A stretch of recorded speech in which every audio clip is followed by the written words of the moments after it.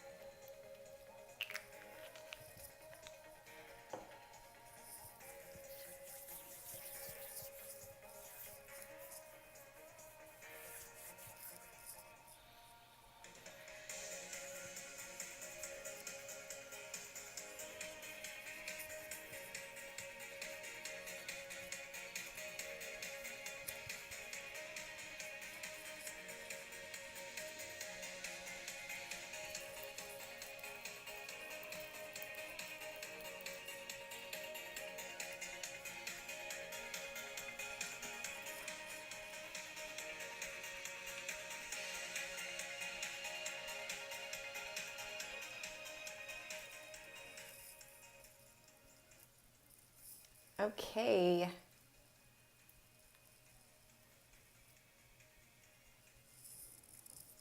So, welcome you guys. I'm super nervous for whatever reason and excited, and I'm trying to watch. I just put Valor on, Jamae. Trying to watch my computer with the chat and then figure out where I'm supposed to look on the camera. But this will be fun. Okay. And my kids are watching in the living room. All right, so welcome to Essential Perspectives, where we are going to have a new clarity of the amazing and powerful, harmonious experience of using essential oils. I'm Heather Portwood, your host, so let's get started. So tonight we are going to be discussing the complexity of essential oils. And I know a lot of you who are on right now, you're avid oil users, and you kind of understand that what that means, being, the complexity of them. So this is just kind of going to be something maybe new for you, maybe not. If you see any little people in the background, it's all good. Yeah. So let's just jump right in there and start. So science right now is really becoming more aware of what has been known for centuries. That the emotions, the mindfulness, and the mindset and stress all impact the physical body. How many of us know that? Stress, it all does. It all impacts us. So this makes the calming of the mind important for affecting physical outcomes. So unfortunately, many studies stop short of fully assessing all of the mind and body connections that can be influenced. So we're going to go over a few of those. So essential oils do not stop at just the brain with just the aroma. They actually help impact the mood. We all have experienced that, how we've, kind of been woke up with a Krabby Patty and used our oils, and they help extremely. So in many ways, essential oils can exert an effect on our emotions. And this is my absolute favorite part of using essential oils, is for the emotions, how they support us. So let's go over a few of those examples of how they can help. So smells can trigger an emotional response based on previous associations of the sniffer. So let's say, we've used that example before about how if you have a memory of like your grandmother cooking apple pie in the kitchen when you were younger, how if you smell that smell now, it could bring you back to maybe a relationship with your grandmother, or a simple scenario like that. Hey, Rosie. Number 2, odors have actually been demonstrated to affect the psychology and physiology and the biochemistry through their interactions with the receptors in our body. So we've talked and mentioned previously before, our receptor sites, our cells actually contain receptor sites as well, and they respond really, really well to this. So the ability to detect odors has been correlated to neurological disorders and longevity, indicating how the sense of smell is intricately linked to health outcomes. Certain odors can also trigger memories, like we just talked about, based on one's previous associations and evoke specific behavioral responses. So these reactions can affect social interactions through the emotions they trigger. So this psychological influence interacts with the odorant's properties to additionally alter psychological responses. So there's a lot of those big words, but just knowing that they kind of impact all those different spaces that deal with the emotions. There are odor receptors throughout the whole body, and this means that beyond smell, the odorant molecules exert their own biochemical and physiological effects independently on their own. And smell can impact emotional intelligence and detriment of social connection. So this actually means that with every sniff, you are getting literal mind-body interactions at a multitude of versatile impacts. So that is incredibly exciting, especially for me, or if you're, one of those nerdy, geek, awesome people like myself who love researching and reading about these things. I am going to put down probably back in the description where I studied to get all this stuff. I love you too, Isaac. The Derpy Tryhard, that's my kid's YouTube channel. So now we're going to look at the biochemistry part found in essential oils that impact our overall health. So I know some of you fellow essential oil researcher, green personality people are really going to love this part.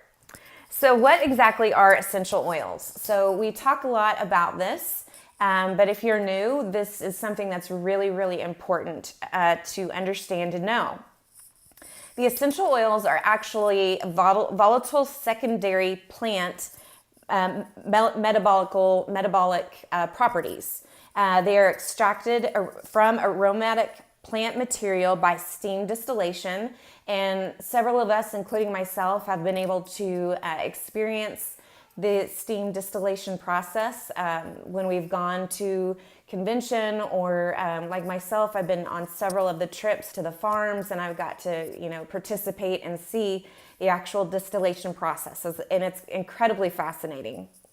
So with this steam distillation, the oils which are produced with the use of the solvents with chemical solvents are not considered true essential oils due to the alteration of chemicals from the solvents, which that is kind of how other oil companies, when they're distilling for like perfume grade, they do use a lot of chemical solvents in their distillation process. And some of these oils that you may pick up at the store, or even some of the health food store, they do their process where it does involve chemical solvents in distilling. So these powerful compounds are produced by plants in order to provide defense from infestations. They modulate the immune function, and they also help to stimulate various molecular pathways needed for thriving. So that is an amazing, amazing thing about how they were created, to just protect themselves as well, the plants. Their constituents can interact with cellular pathways to alter responses and optimize psychological and physiological function. So essential oils have been demonstrated to act as antioxidants. They help support our hormonal system. They can help with calming things like inflammation. And these plant substances not only help with cellular receptor interaction, but they also provide a profound impact on our bodies and our minds through their aromatic qualities alone. How many of you just love to run to your diffuser? Like run your diffuser all day long. Or you wear, my kids' comments on here is cracking me up.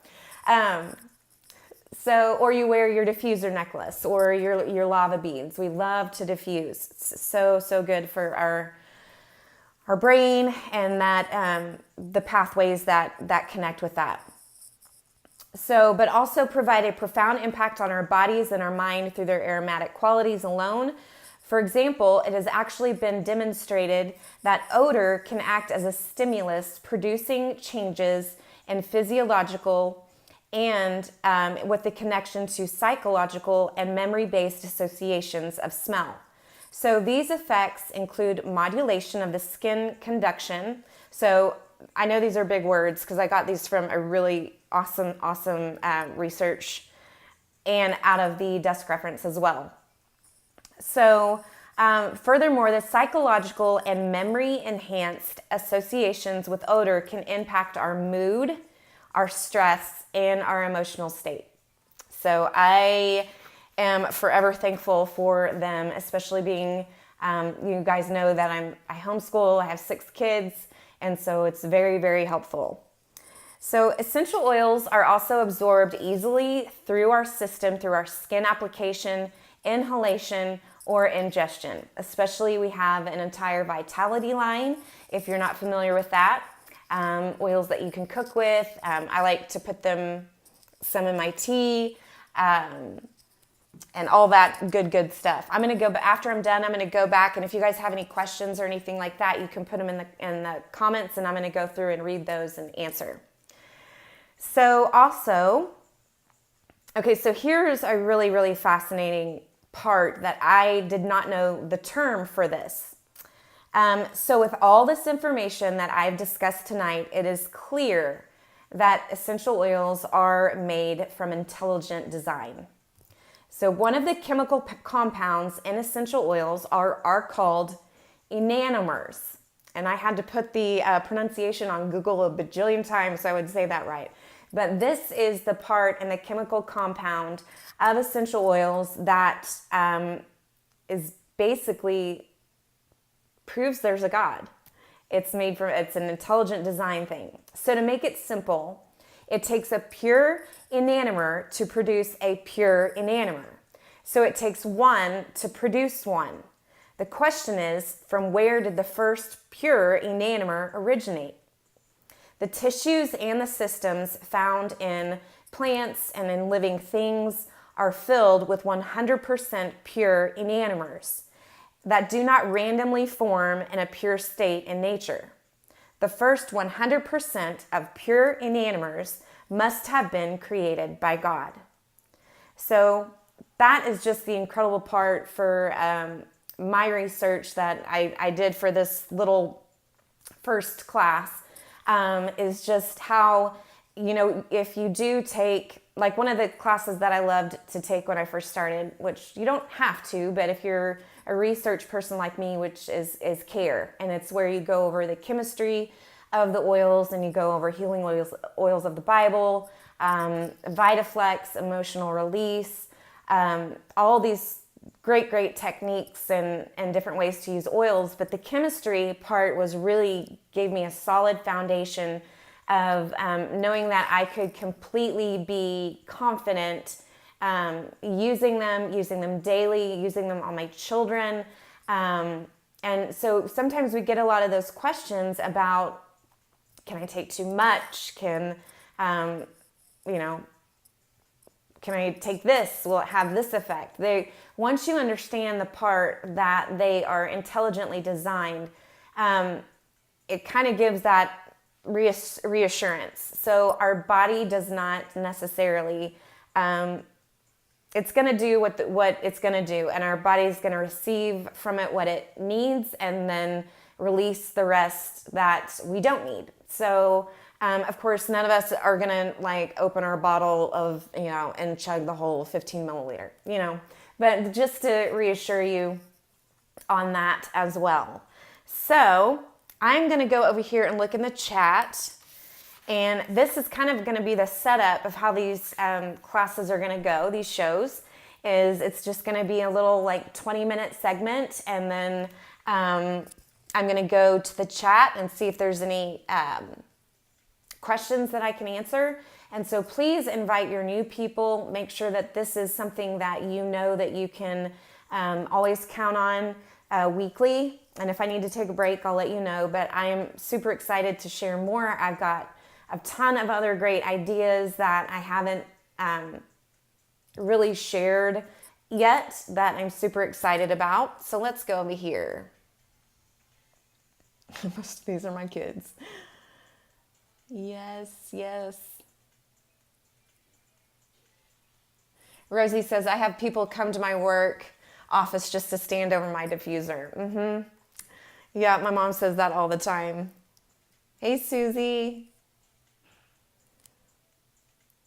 Yeah, Jamae says, science is finally catching up. Oh, my Namuti. Hi, Mom. All right. Well, that is all I have for you all tonight. Again, super short, super simple, but I definitely wanted to get on a different platform and move on over to YouTube and try to get off being on Facebook all the time. One more thing. Oh, I forgot this little part. Did I read that? Oh no, it's back here. Okay. So with all that, that's all I have for you tonight.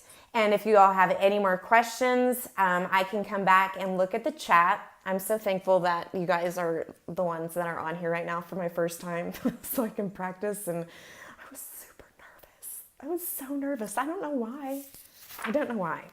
But, and then also, if you are new and you are ready to get started on this oily journey, you can comment below and I would love to support you along the way. And if someone has already introduced you to essential oils and you are ready to get started, then I really encourage you to don't walk, run, or call them right now and let them know that you're ready to get started. And they will be incredibly blessed and super excited to help support. Rachel, how do we get physicians to learn about the science of things? I